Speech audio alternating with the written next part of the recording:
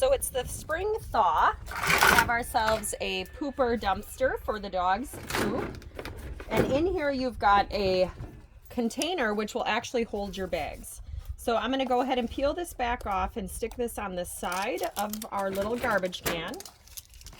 To take this off, you just pinch it and that pulls off. And so I'm going to go ahead and make sure.